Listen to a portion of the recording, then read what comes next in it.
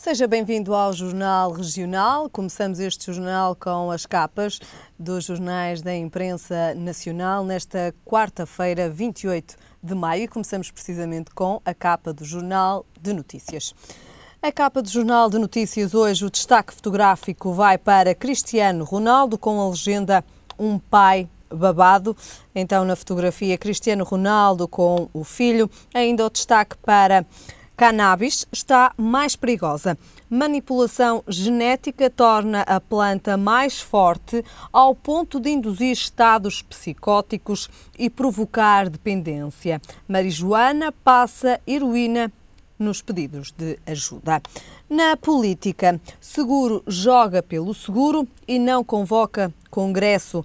O tempo para sorrisos acabou-se. Uma fotografia com António José Seguro e também António Costa, que já se mostrou disponível então para a liderança do PS.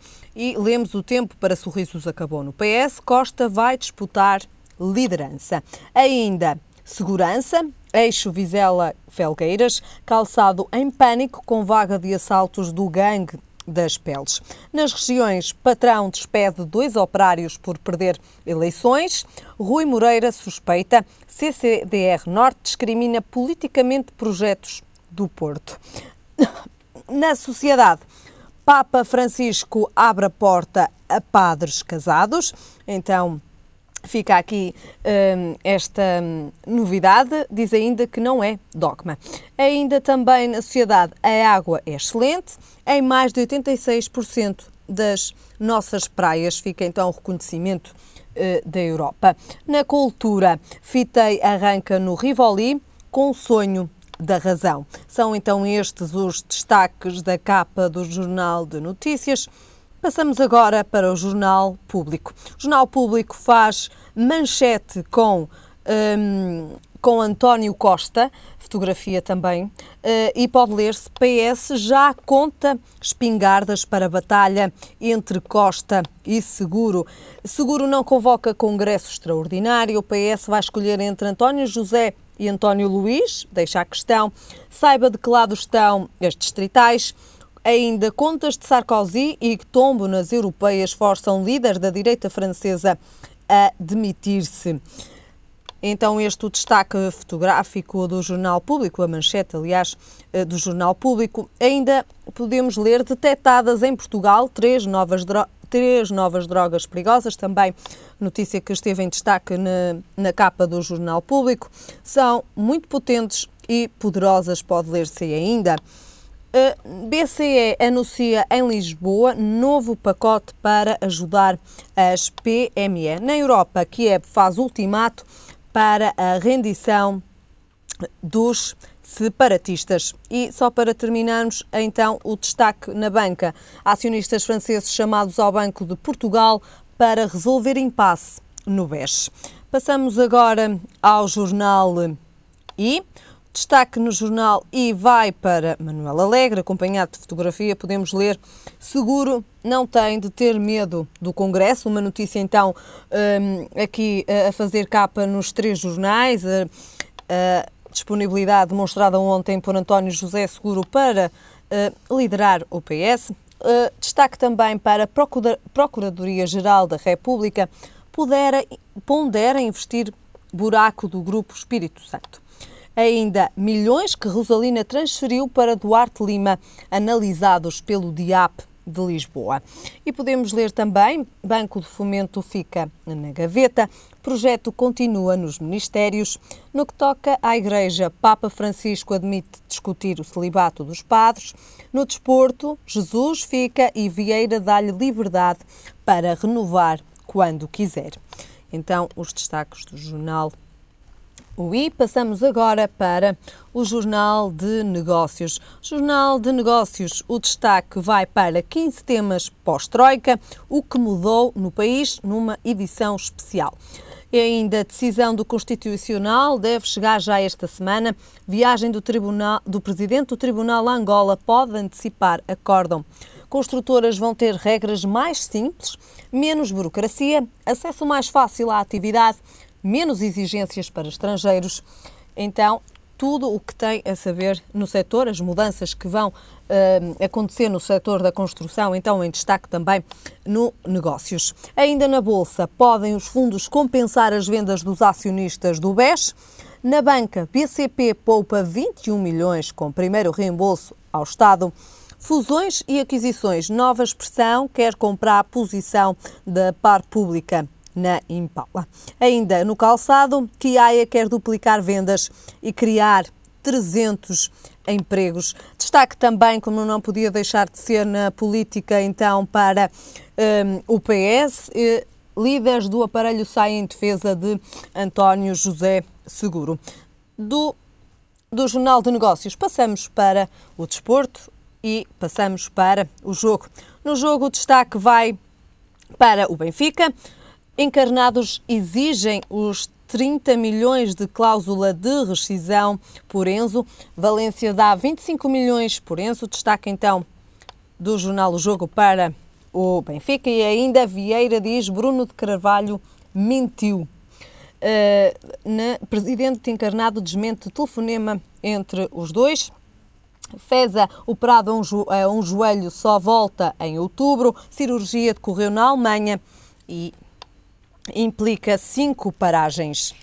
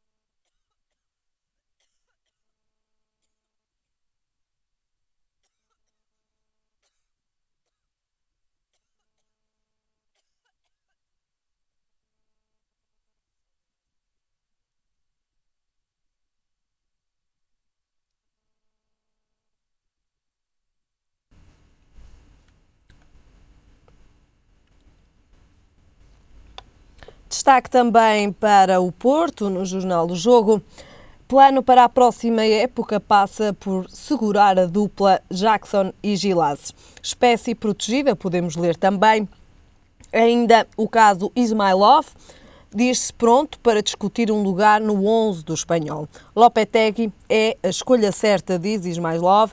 Então aqui uma entrevista com Ismailov também no Jornal do Jogo. E são estes então os destaques dos jornais da imprensa nacional nesta quarta-feira, dia 28 de maio. Ficamos agora então com as principais notícias no Jornal Regional e começamos com o Presidente da Câmara Municipal de Lisboa, António Costa, que anunciou que está disponível para avançar para a liderança do PS.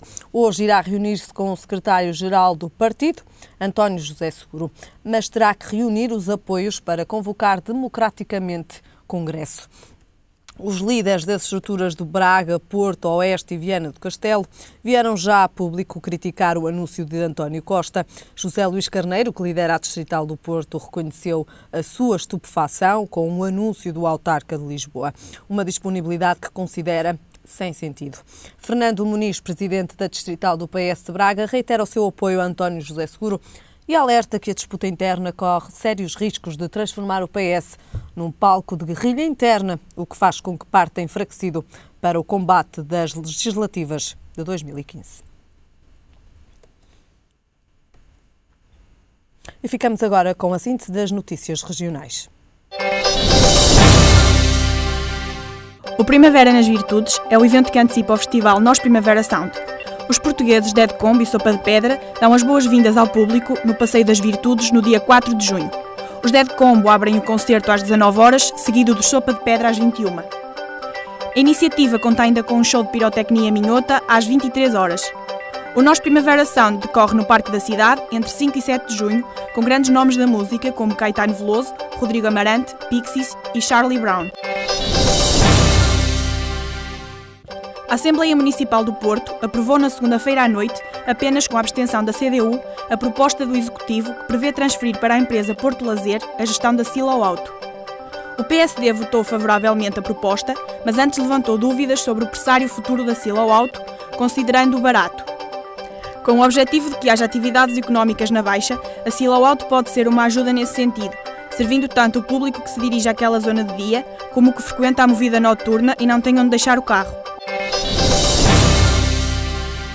A multinacional Grand Vision, que detém as marcas Multióticas, Grand Optical e Solaris no mercado português, anunciou que vai investir 7,3 milhões de euros na construção de uma fábrica em Pedroso, Gaia, onde criará 90 postos de trabalho.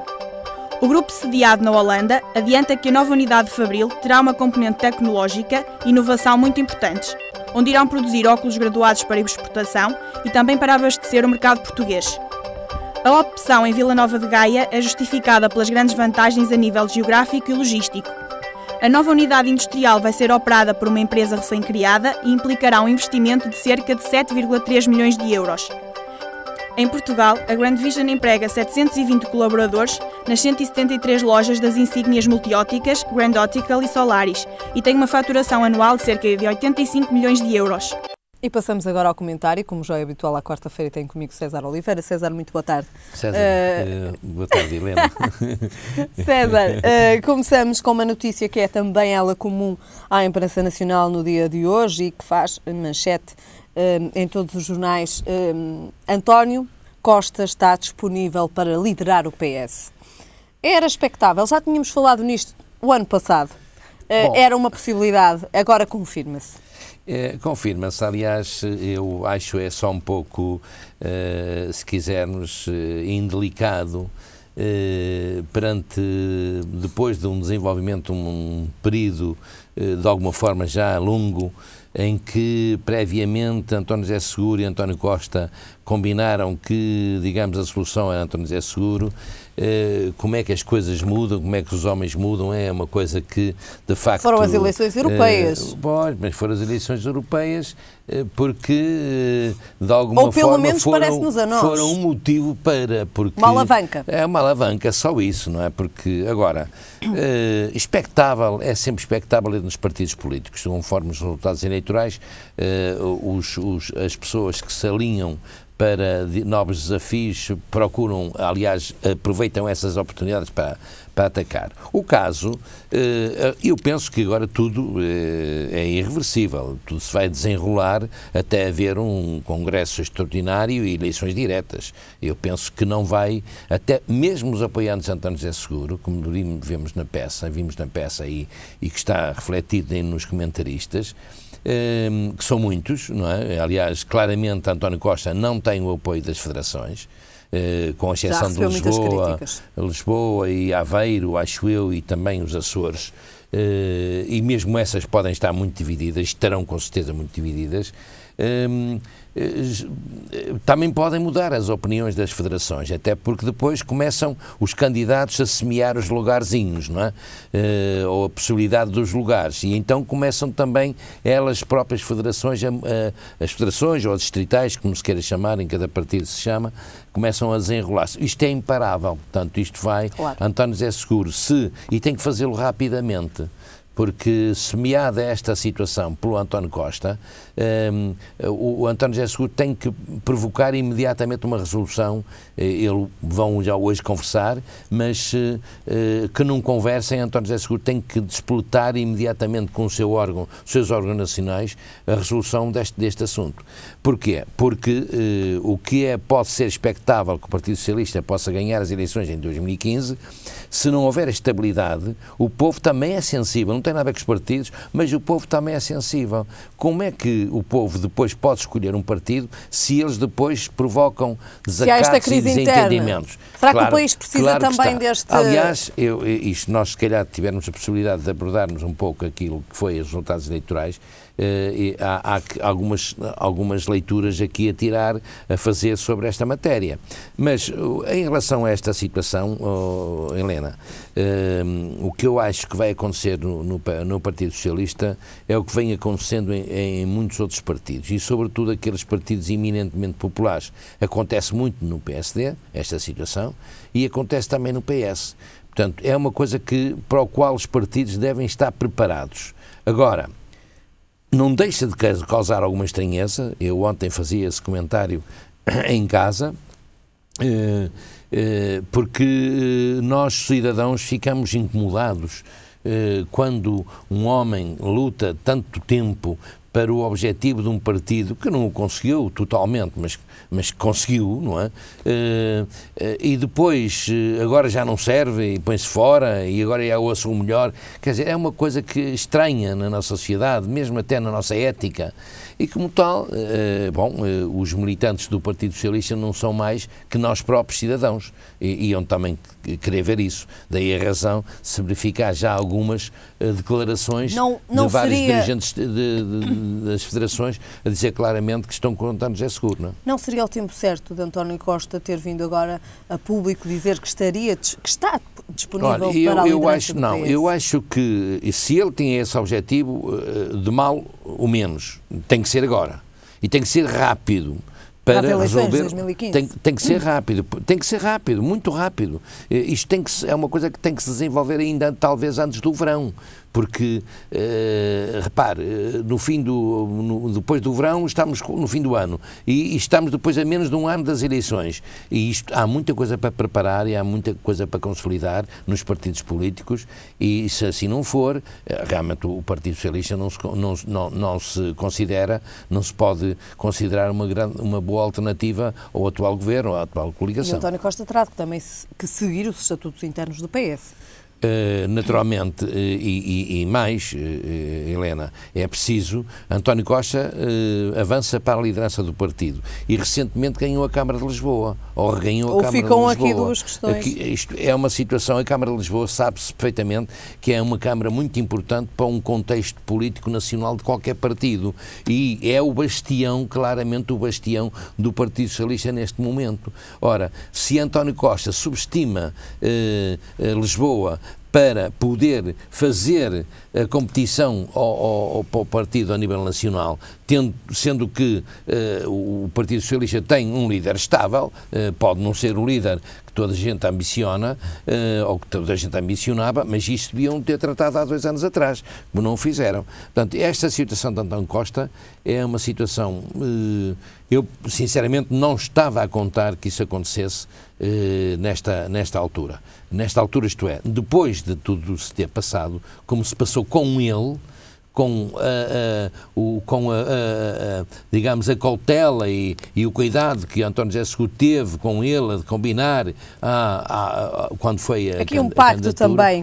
Com esse pacto. Agora, porque ele não ganhou as eleições com 10 pontos de diferença, quer dizer, ganhou com 4, mas venceu uma coligação. Mas não foi só não foi só António José Seguro, foi o próprio partido, foi o PS. Exatamente. Há que fazer uma leitura destes resultados. Seguro, foi o PS, não é? mas liderado naturalmente por António José Seguro, que tem sabido, na minha opinião, é evidente que pode não ser com a eficácia, pode não ser um líder daqueles líderes arrebatadores, mas tem feito, na minha opinião, tem feito um trabalho com as federações e com a proximidade das bases do partido, que eu tenho apreciado. Como sabe, não sou socialista, mas tenho apreciado com uma atitude de elevação.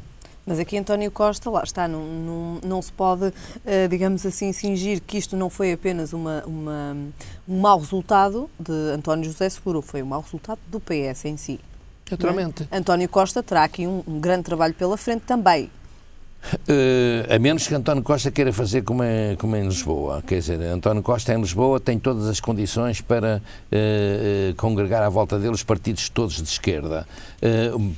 Se for para o governo não vai ter essa possibilidade, porque não se pode governar com toda a gente a querer puxar para cada lado. Numa Câmara é relativamente fácil, portanto, dá uns pelouros aos vereadores e resolve. Se ele pensa transpor essa situação para o governo, está mal e o país também está mal.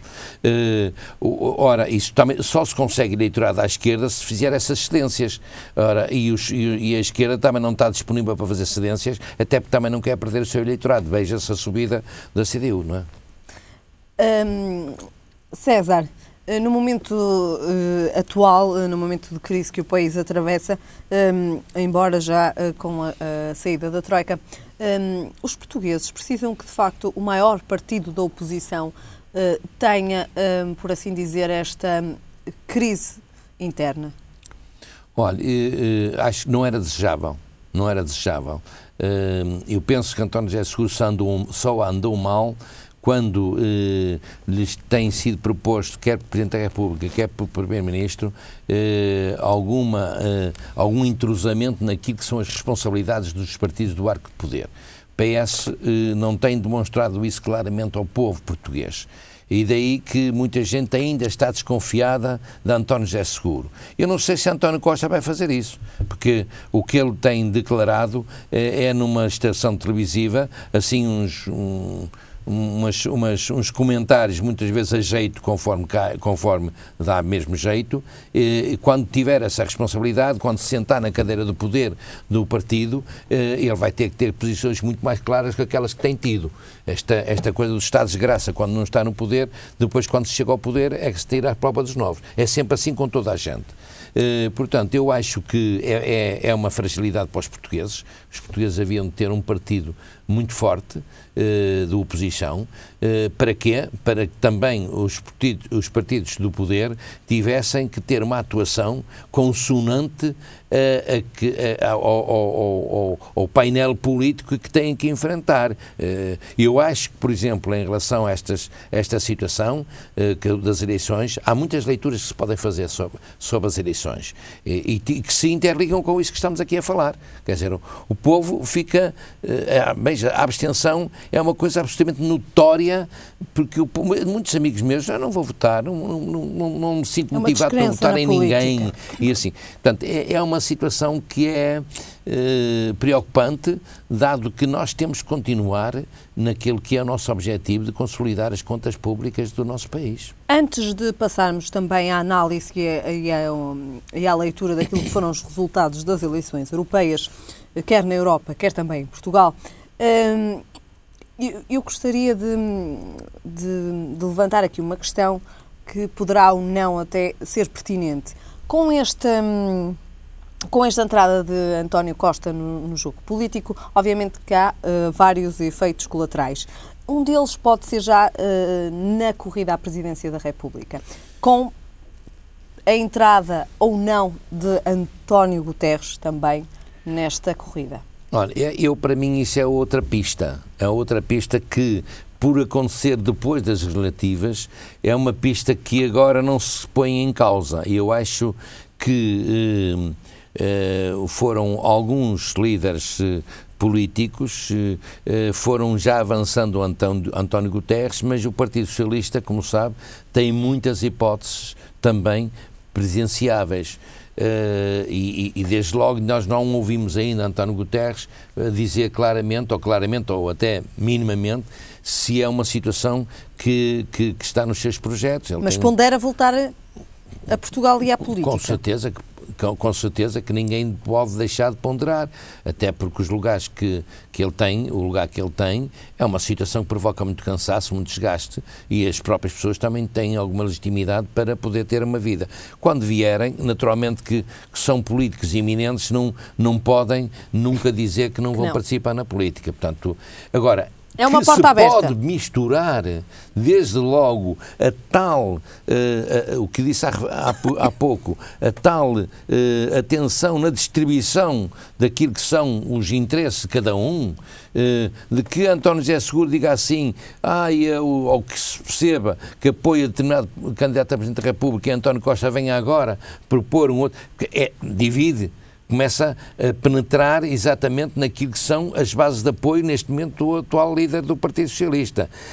Assim como vai acontecer nas federações. É um pouco a mesma coisa, quer dizer, se meter na Comissão Nacional determinados indivíduos, eles próprios dividem, nomeadamente em Lisboa, onde tem apoio a António Costa, pode António José Seguro, com a penetração de convites, de abordagens, dividir essa mesma federação. Portanto, é o combate político interno que é feroz em todos os partidos, é feroz. E digo-lhe mais, não se olha a meios para atingir os fins. Quem sairá vencedor? Olha, eu acho que se António José Seguro e António Costa forem a votos, eu acho que António José Seguro vence.